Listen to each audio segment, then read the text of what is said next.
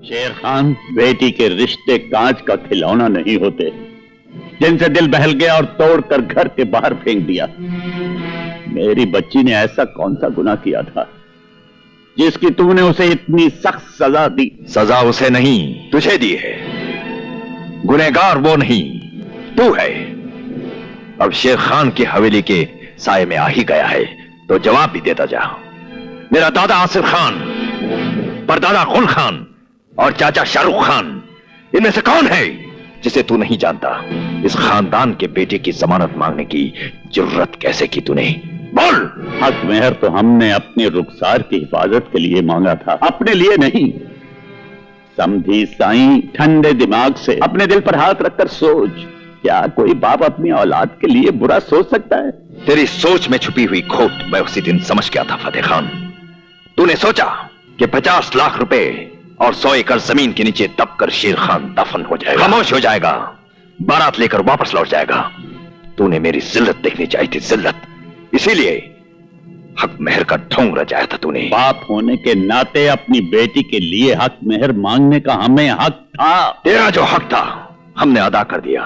अब जाकर हमारी दी हुई जमीन पर ट्रैक्टर चला, उन नोटों के तकिए बनाकर चैन की नींद सो जा। कभी अपनी लाडली बेटी को जमीन दिखा तो कभी उसे नोटों की गड्डियां सूंघा।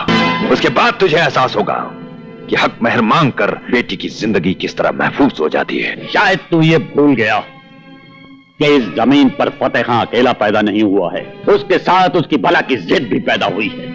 कहीं मेरी जिद किसी जिद पर आ गई तो अपनी बेटी के रास्ते में पड़े हुए बेशुमार कांटों को तो मैं अपने दामन में समेट लूंगा, लेकिन तेरे रास्ते दहकते हुए अंगारों से भर दूंगा। इतनी बुलंद आवाज में ना बोल फतेह खान, इतनी बुलंद आवाज में ना बोल। आवाज तो तेरी एक दिन मैं नीची करूंगा। शेर की तरह गरजने वाला बिल्ली की जबान बोलेगा।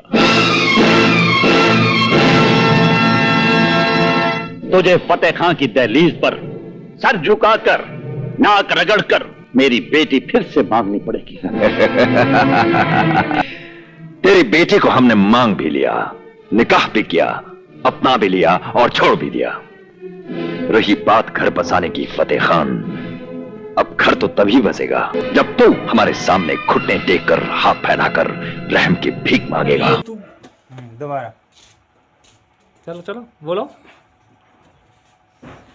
तो गाइस यहाँ पे कम से कम 15 से रीटेक हो चुके हैं और भाई साहब तो एक डायलॉग हो नहीं रहा है, तो भाई प्रैक्टिस दोबारा।